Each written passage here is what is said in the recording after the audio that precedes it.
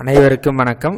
இந்த பகுதியில் நம்ம பயன்படுத்தக்கூடிய உண்மையான கேபி ஜோதிடத்தின் அடிப்படையில் மனதில் உள்ளதை அறியும் முறை இது எதுக்கு பயன்படும் அப்படின்னா, ஒவ்வொருத்தரும் தொழில் முறையாக ஜோதிடம் பார்க்கக்கூடிய நபர்களுக்கு ஒரு மிக சிறந்த ஒரு டெக்னிக்குங்க. இப்போ சொல்கிற டெக்னிக்கு என்னென்னா, ஒருத்தர் நம்மக்கிட்ட ஜாதக பலன் பார்க்க வந்துட்டார். அவர் என்ன கேள்விக்காக வந்திருப்பார், அவர் மனசில் என்ன ஓட்டங்கள் இருக்குது அப்படின்ற ஒரு விஷயத்தை தெரிஞ்சுக்கிறதுக்கு இப்போ இருக்கக்கூடிய இந்த ஆளுங்கிரகம் பயன்படும். ஆளுங்கிரகம் அப்படின்னா, இப்போ இந்நேரத்துக்கு 24 நவம்பர் 2025 4:32 இந்நேரத்துக்கு நான் ஜாதக பலன் பார்க்குறேன். ஒரு நபர் ஜாதகத்தை எடுத்துன்னு வந்துட்டார்.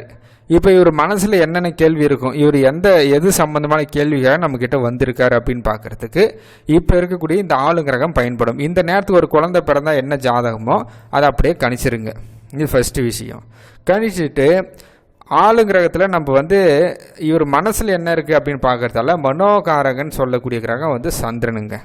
இந்த சந்திரன் இப்போ இருக்கக்கூடிய லக்னத்திலேருந்து இந்நேரத்துக்கு மேச லக்னம், அந்த லக்னத்திலேருந்து 9ஆம் பாவத்தில் சந்திரன் டெபாசிட் ஆகிருக்குதுங்க. அப்போ 9ஆம் பாவம் சம்பந்தமான கேள்வி, 9ஆம் பாவம் அப்படின்றது தன்னுடைய தந்தையார் ஸ்தானம், ஒரு உயர்கல்வி, ஒரு நீண்ட தூர பயணம், இது மாதிரி விஷயங்கள் எல்லாமே 9ஆம் பாவம் சொல்லும். இது சம்பந்தமான எண்ண ஓட்டங்கள் அவர் மனசில் அதிகமாக இருக்கும். இதுதான் ஃபஸ்ட்டு. அடுத்து, இந்த சந்திரனுக்கு ஒரு சுய வீடு இருக்குது, கடகராசி இருக்குது இல்லையா? அந்த கடகராசியில் பார்த்தோம்னா 4ஆம் பாவம் விழுந்துருக்குதுங்க. 4ஆம் பாவம் அப்படின்றது தன்னுடைய தாயார், சொத்துக்கள் சார்ந்த ஒரு விஷயம், வீடு, நிலம், வாகனம், அடிப்படை கல்வி, இதெல்லாமே 4ஆம் பாவம் சம்மந்தமான விஷயம். இது சம்மந்தமான எண்ண ஓட்டங்களும் அவர் மைண்டில் இருக்கும்.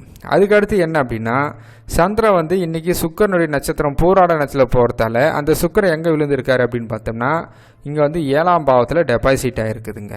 அப்போ 7ஆம் பாவத்தில் டெபாசிட் ஆகிருக்குது. சுக்கரனுடைய சுய வீடும் திரும்ப 2, 7 தான். ஏன்னா ரிஷப ராசி, அதுக்கடுத்து துலா ராசி. சரிங்களா? ஓவராலாக இவர் மனசில் இப்போ என்ன ஓட்டம் இருக்கும் அப்படின்னு பார்த்தோம்னா, சந்திரன் 9ஆம் பாவம் 4, 9, அதுக்கடுத்து 2, 7. சரிங்களா? இந்த பாவங்கள் சம்பந்தமான கேள்வி தான். 7ஆம் பாவம் அப்படின்றது ஒரு மனைவி சம்பந்தப்பட்டமான கேள்வி. 7ஆம் பாவம் அப்படின்றது நம்முடைய எதிராளி, நம்முடைய தொழில் பார்ட்னர், இது எல்லாமே 7ஆம் பாவம் குறிக்கும். அதே மாதிரி 2ஆம் பாவம் அப்படின்றது குடும்பம் சார்ந்த ஒரு விஷயம், பொருளாதாரம், இது சார்ந்த விஷயங்கள் எல்லாமே அவர் மனசில் இருக்கும்.